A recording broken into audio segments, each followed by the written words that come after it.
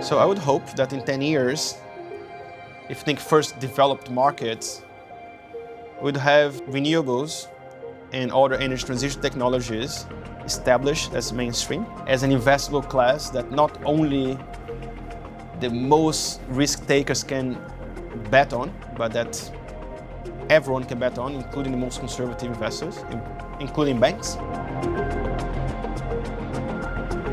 Hello, and welcome to Season 2 of Conversations on Climate, the podcast series which has been developed in partnership with the London Business School's Alumni Energy Club, in which I've been leading a series of conversations with experts from around the world exploring the biggest challenge of our time, climate change.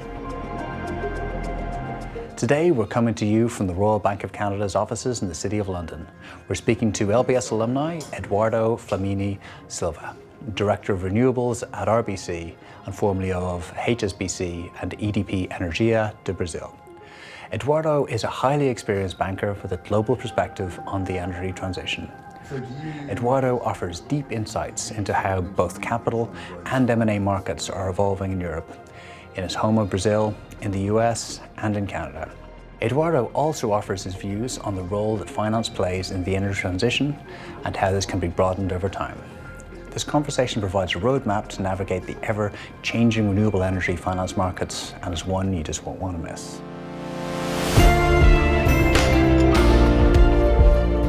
Around 80% of people who listen to this podcast haven't hit the follow button. If I could ask you for a small favor, if you do enjoy our conversations, please do hit that follow button on your app. It would help us in the show more than I could possibly say. Thank you, and enjoy the conversation. Eduardo, thank you so much for inviting me here into your wonderful offices in the City of London. It's really looking forward to our conversation. My pleasure to be invited to speak with you, Chris. Wonderful. Well, you are Brazilian by background, and would you like to give a little bit of a journey, a story of your journey from Brazil as an engineer to investment banking in the City of London? How much time do we have? Yeah, it's a quite unconventional path, I would say. And when I started choosing what to do in life, right, I had people guiding me, and the background was as such that you needed to become a doctor, lawyer, or engineer to succeed in life.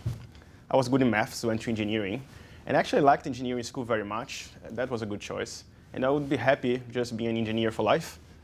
But you make decisions based on the information you have.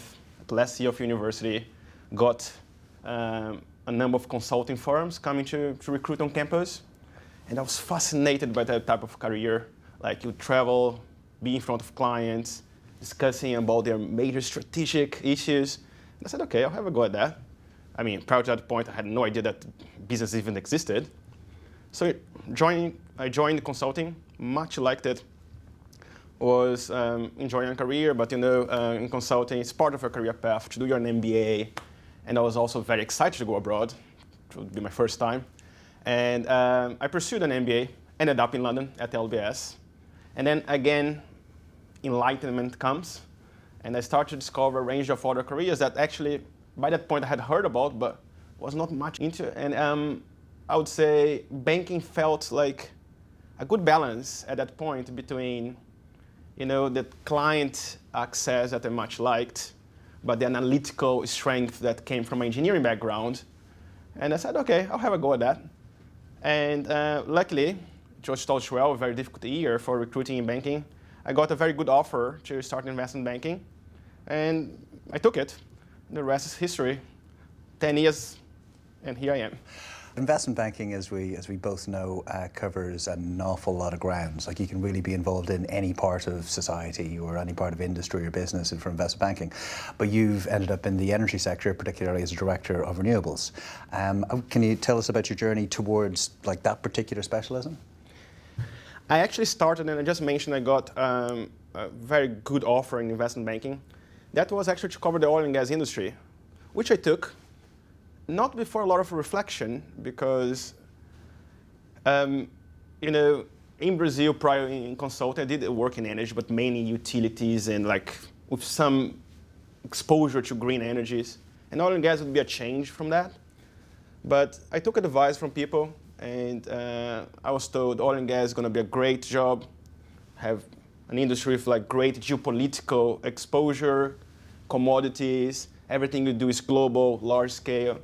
And I thought it was very interesting, right? Because for my background, I just mentioned I came from Brazil.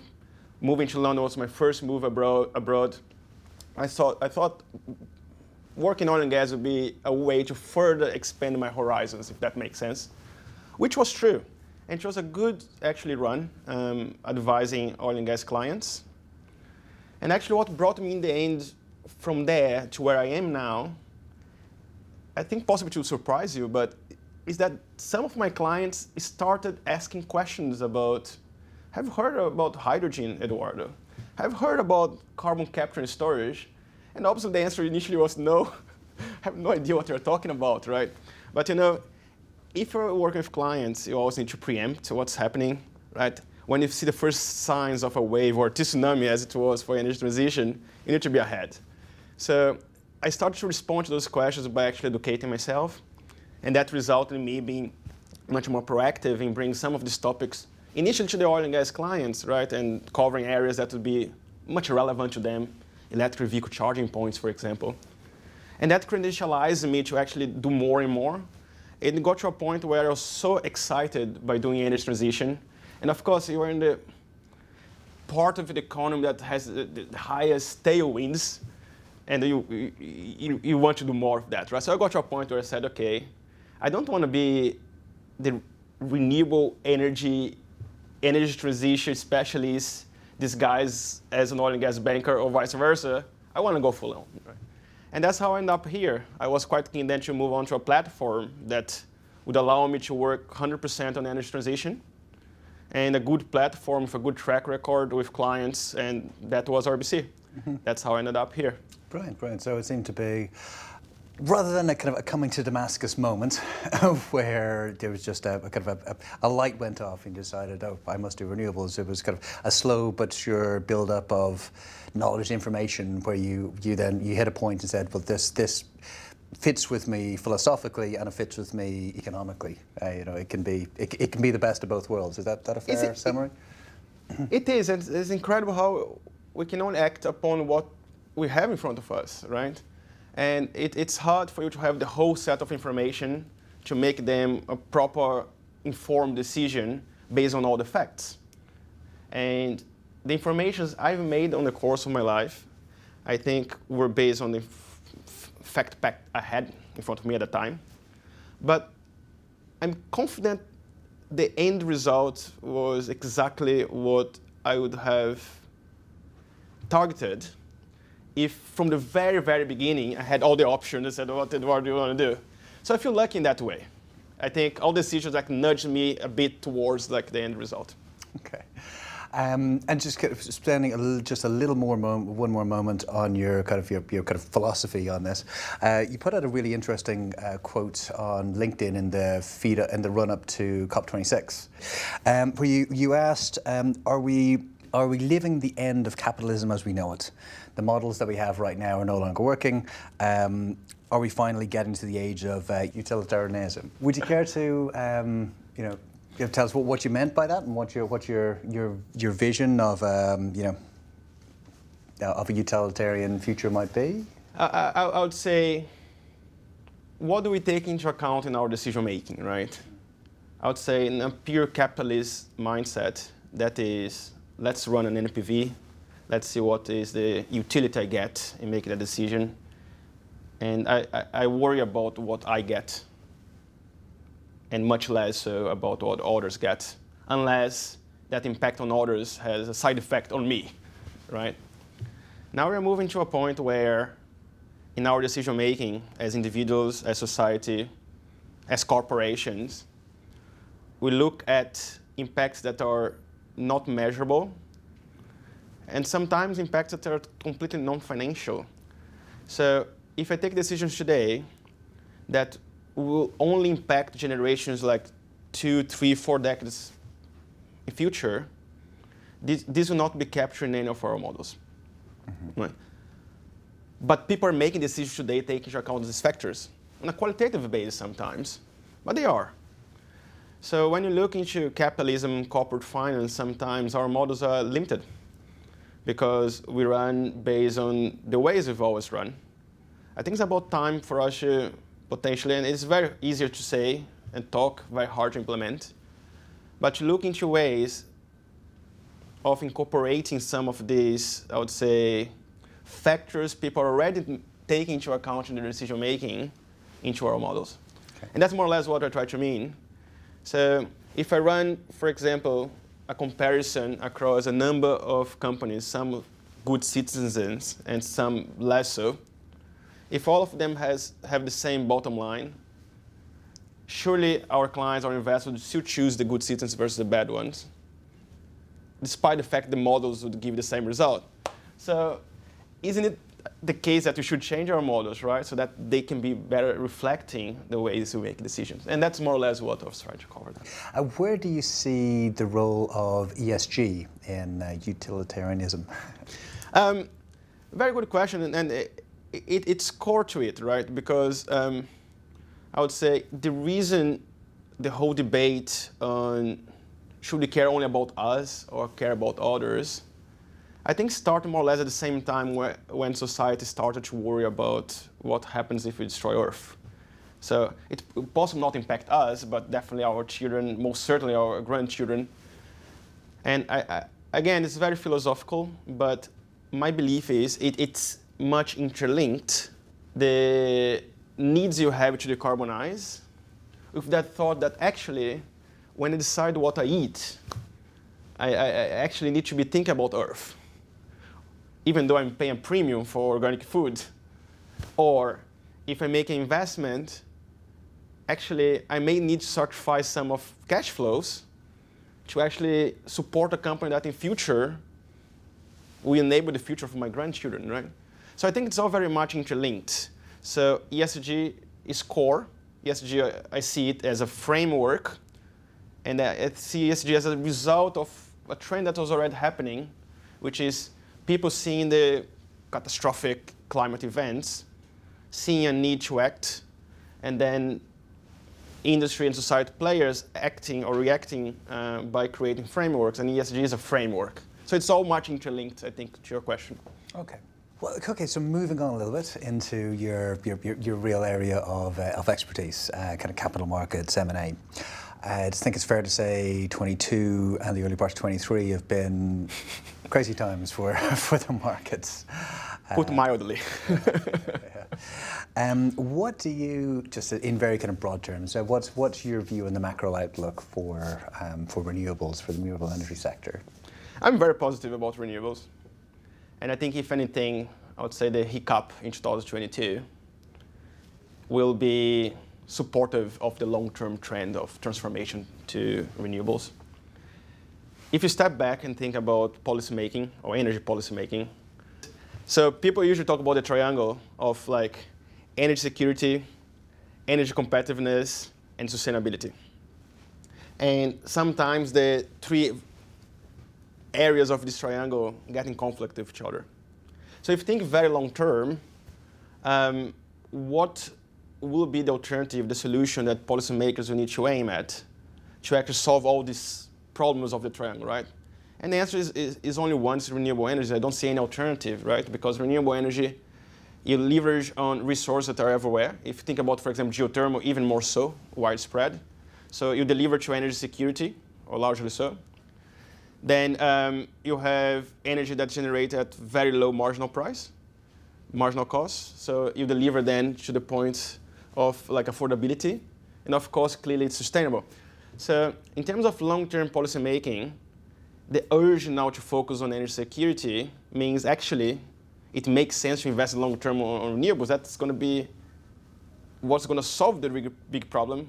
All the near-term fixes we're doing here is just medicine to address the symptoms of the problems, right? So I think in the longer term and taking this policy perspective to account, there is no change, right? Now, a lot of the work I do is with the broader, I would say, green ecosystem. And that will cover, of course, renewable energies, but also new technologies such as hydrogen, which is not even that new anymore, carbon capture and storage, or infrastructure for EV charging, or sustainable aviation fuels. The time horizon of these companies or people investing in these businesses is just so long-term. So they wouldn't make investment decisions based necessarily on what happened in 2022, and for that matter, what will happen in the next 3-4 years. It's a long-term perspective. So I would say day-to-day, what I see actually is an increase and an improvement in sentiment. And between us, I don't remember being ever that busy with clients. That's good to hear. It's good to hear. And on the M&A side, are you noticing a lot of activity? Do you see the future of renewables as being with larger companies? Like is scale going to be increasingly important? So, and is that driving the M&A markets, or is M&A slightly quiet? Given what else? That's an interesting question, right? And I think 2022 created a lot of volatility. And I think the basic concept here is volatility isn't good for M&A, because it widens the bridge between the price buyers are willing to pay and the price sellers are willing to accept. So that's the basics behind it, right? But if you then insulate this macro trend into my universe here, then what happens is, firstly, we have a large-scale global rollout of renewables capacity. So most of players, including the large ones, they already have in-house a very large pipeline of projects they're developing, right? And I think the question then for them is, well, does it really make sense to go and consolidate now when I have myself in-house like such a large pipeline of projects? And I think because we're in such a high growth environment for renewable energy, then the case for M&A anyways is a different case. It's not a case of consolidation yet. It's a case of increasing the ability of developing that pipeline. And that may mean acquiring a smaller company that brings a critical capability. It may mean acquiring a company that then gives access to a different geography. Or what actually has happened is a deconsolidation in a sense, if you can define that. We worked, for example, on a transaction in which we saw BASF, for example, acquiring a very large wind farm. So you say a chemicals company acquiring a wind farm, well, from a utility. So when you see M&A, and that was a deal that totally makes sense, right? And of course, like industrial players and big emitters want to have access to green electrons, which will be like the source of the future. So when you see what M&A is doing now, in a sense, is actually, okay, perhaps even increase the universe of investors in the wide renewables framework. And then seeing like through M&A, of course, industrial players getting into the renewables game, but also oil and gas companies and private equity.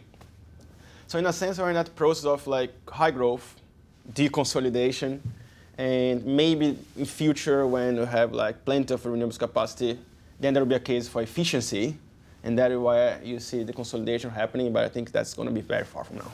Okay, so you say the three major players then are industrials who are trying to clean up their own energy for their own uses.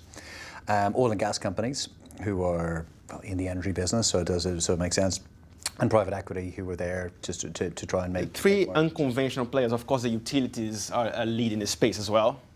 But when I mention deconsolidation, then what I mean is there are players that you would not think at first would be investing heavily in this space, but you see loads of activity coming from this buckets of money. Sure. Well, from my point of view as someone who is more involved on the development side of it, I don't see it as a consolidated market. I see it as a very fragmented market. I see it as hundreds and hundreds and thousands of smaller players running around, each of them kind of developing their own projects, their own little pockets of projects, and very few really big players out there. So like we develop some projects and then like it might be bought by Microsoft. There is space for everyone, which is great. Yeah. Because we need everyone. No, for sure. It's a major issue. We do need that for sure. Just going back a little bit to what you were saying about the uncertainties in the market and the gap between valuations for buyers and sellers. There's certainly the case with high inflation, with high interest rates, with higher uncertainty. Like that does hamper the M&A market. But on the other hand, you've got a big drive towards green energy and decarbonisation. But there's inherent conflict between them. How do you see that conflict is playing out? Do you see like is the decarbonisation winning, or is the concerns about, well, how am I supposed to build a large infrastructure project if I'm paying interest rates which are 3 times the amount that would have been there 18 months ago? Well, 100% decarbonization is winning. I think there are a number of factors behind this. I would say the compression of multiples you see in listed equities is a result of course, short-term cycles, and we are now at the bottom of the cycle. But also, if you think about developed markets, it's linked to growth of the economy. So when you look at multiple compression, that's a result of investors expecting lower growth on the average stock market or the average set of investable assets. Now, within, again, the universe of renewable energy and energy transition, what you see actually is a very high growth universe of companies. And that's actually driving very high multiples. And talking about the multiples is actually even funny in a sense, because how do we even define multiples for companies that actually pre-break even, sometimes pre-revenue, right? You have these super large projects, like in the order of billions, super valuable capabilities inside certain companies that never generate any revenue. And these are, of course, companies that will succeed, right? That will have very high multiples, but honestly, should even be talking about multiples, right? So actually, to the core of your question, I would say decarbonization will certainly win. The long-term trend is like high growth for this universe you just defined. It's an industry that will require trillions of dollars of investment. This investment will come, and honestly, when I talk with my clients and investors, I would say the appetite for investment is very high. And when we look at some of the deals we've been running, I would say valuations remain robust. So moving on slightly, we into kind of another area which is kind of macro environments and changes in kind of in the world, and how that's impacted on your sector. Clearly, one of the big major events that kind of transformed the thinking around energy happened last year was Russia's invasion of Ukraine. A lot of the conversation that came out of that was centered around, should we reopen coal? Should we be building new pipelines? It was very much kind of thinking, well, how do we compensate for the lack of gas we're getting from Russia? How do you see that conversation has evolved? Do you think that it's ultimately been kind of a positive or a negative for renewable? How's it framed the renewable sector? Well, I'll come back to that analogy, right? We have a problem that we need to fix, right?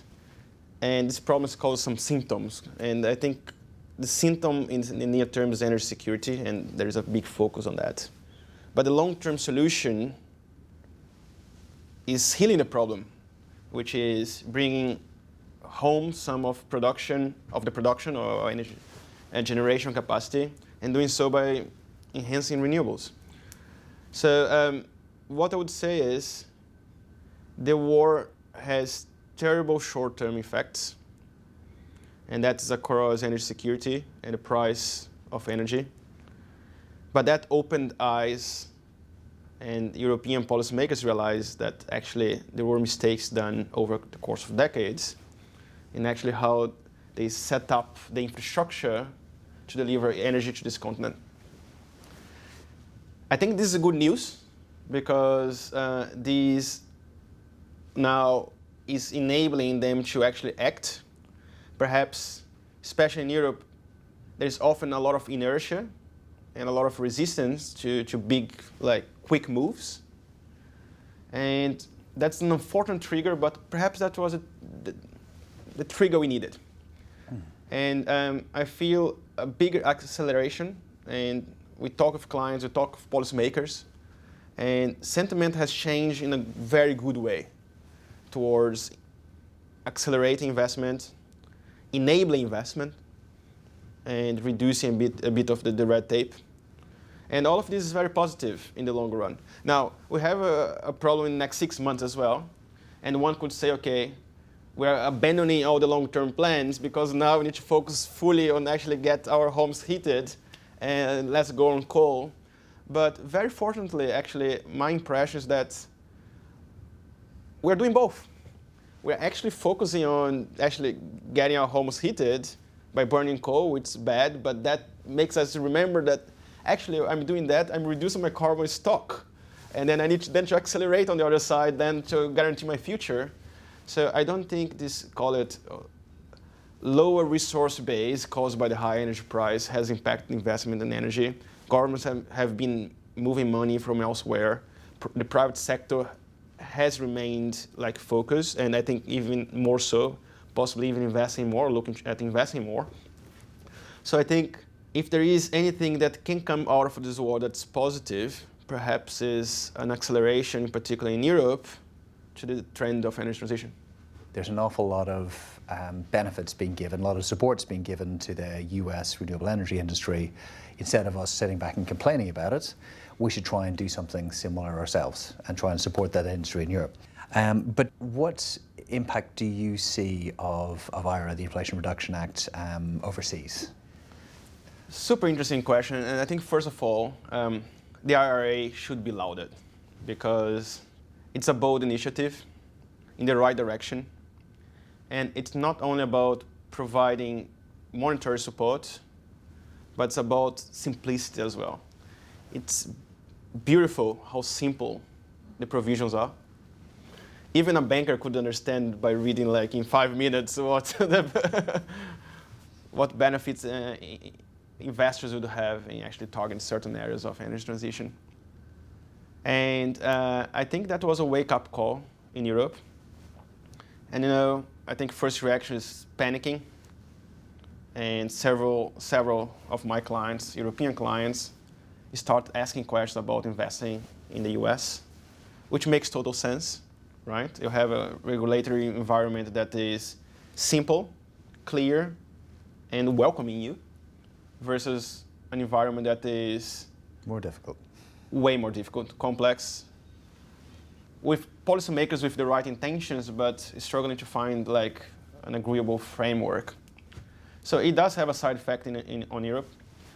Now, I think it's a positive one because Europe and the EU, it's a work in progress system. And they're trying to find, from battling crisis to crisis, the way they can best function. And I'm a big believer in that model in the EU. But again, that may be the next crisis that will nudge them to actually operate in a better way.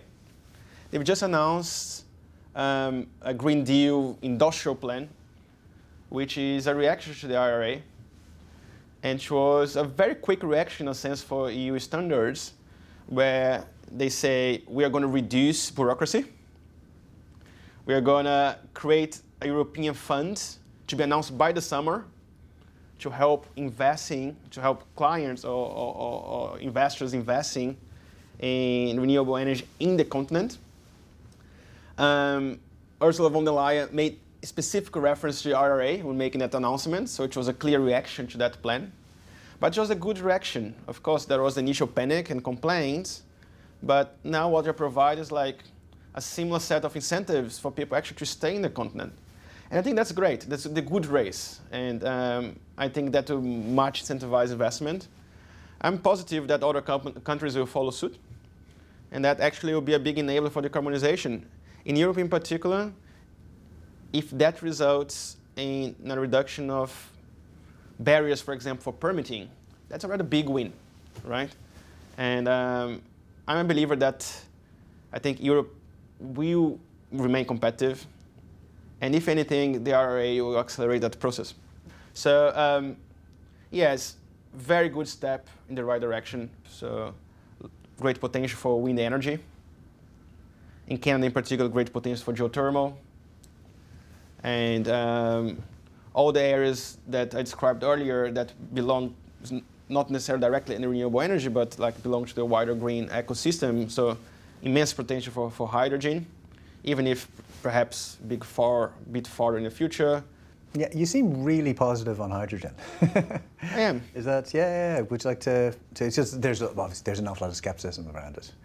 A huge amount of skepticism around it. Like it was seen as the next big thing for a lot of years, and then certainly over the last kind of year, 18 months, I've seen the tide really turn quite first. Kind of, we can't possibly put it through all of our pipelines. You know, streets would blow up and houses would melt, and you know, everyone's faces would disappear and all this type of thing. So, but you still seem to be yeah. Like, you know, you're an engineer in the background. How are you so positive? If I think through how the invisible hand will take us like very far down in the future, right? What's going to be the energy system? So you're going to have a range of renewable generation capacity, which include possibly all sorts of renewables, wind and solar, of course, at the front of it, but geothermal, and then hydroelectricity, and potentially tidal energy. So think about all natural phenomena and what actually you can harness from that. That will be a source of electricity that will create like the electrons, the green electrons that actually will power our society, right? Now, you said hydrogen is difficult to store and transport, electricity as well. And of course, you can transport electricity on cables, but you cannot cable everywhere. And there's a cost as well linked to that. So if you think about what happened with the LNG market, which was a way to move on and create efficiency by moving like cheaper source of gas to place where gas simply does exist, not accessible or it's too expensive, that create a global market, right? So it's a long answer, but there is a scenario in future where we're going to have like a full integrated one global market where we have like renewable energy generation across the globe, and a way to link different markets, that is to move either when possible via cables or interconnectors, when not possible via another mean. And hydrogen is my bet, will be that medium of transport energy. When you have excess energy to produce hydrogen, because the main problem of hydrogen today is that we don't have enough renewable energy, period. And converting renewable energy into hydrogen is a process that actually has efficiency losses. Huge. Right? And I get that. But there are applications for which hydrogen is anyways already needed. So industrial applications, for example, fertilizers and refineries. So that's an immediate gain because it's actually needed and it's very carbon intensive. So we need to fix that. So there is a big potential for green hydrogen there. But I think in a very far future, there will be an even bigger potential. Now, how far is this future? That's a big question, and people are making their bets. I would say, I think it's a future that's much closer than people believe, because as it happened for solar and wind, I believe costs will go down for electrolyzers. And I'll give one final example, which perhaps hydrogen is a fundamental feedstock for synthesizing longer chain molecules for sustainable aviation fuels. So there is, as of today, no other way to produce like sustainable aviation fuels from building blocks that doesn't use hydrogen. So only in that, given the demand of the aviation industry, would have a huge potential for hydrogen. Again, there are applications and applications. I think some, I agree, hard to see, perhaps in a very far future. But I guess some others, I would be more positive about. But yeah, I'm a believer that, in a sense, the whole set of solutions should not be ruled out before being tested, including hydrogen. And I think there will be a space, at least in the near term, for almost everything. Now, you are a big believer in social impact and how that renewables can also create, positive impacts in society.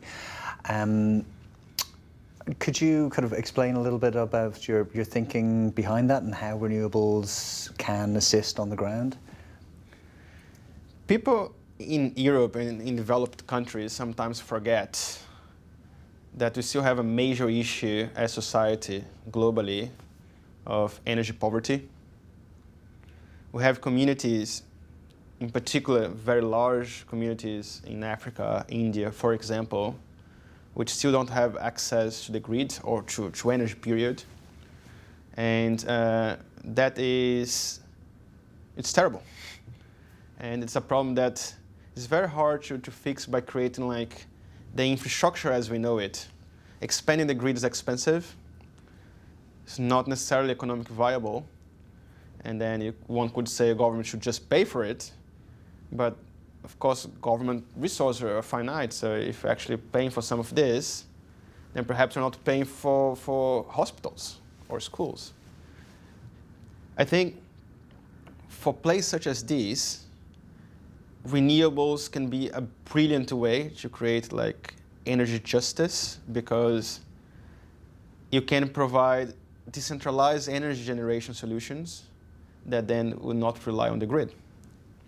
There are a number of companies, investors, government entities, and multinationals, cross-government organizations, looking into projects that they can enable some of these. These are projects that typically, anyways, they're not targeting very immense returns. But these are projects that actually can cause a major social impact and bring several people out of the energy poverty. So yeah, there is a big potential for renewables. This is solar in particular, when you look into these porous areas, great solar potential. And it's honestly all sorts of energy. Biogas has been one that's been quite looked at, especially because these porous communities, they have a lot of agriculture producing biomass, and then you have like some organic feedstock for biogas that then is obviously carbon neutral. Yeah, but long story short, great potential and great way to, I would say, do things right the first time, in a sense, because when you create the grid as we know it, perfect solution for Europe. Now think about our communities in Brazil in the Amazon forest, how we're going to get an electricity cable there. Not easy. Yeah, very true. And this is something that isn't really part of the discussion in a European context. I imagine kind of far more so in Brazil, and seemingly more so in Canada as well. There's an awful lot more kind of conversations around societal impact of renewables. Outside of Europe, do you see investors also looking at societal impact or trying to monitor it and understand what the impact will be? I don't see that happening in Europe, but it would be interesting to know whether, say, in Canada or Brazil, that's something that's a metric that investors do look at. People look at this. Clearly, if these are European or North American investors looking into investing in emerging markets, then that's a consideration. And I've got some cases within my clients in which people ask the right questions, at least let's put it this way.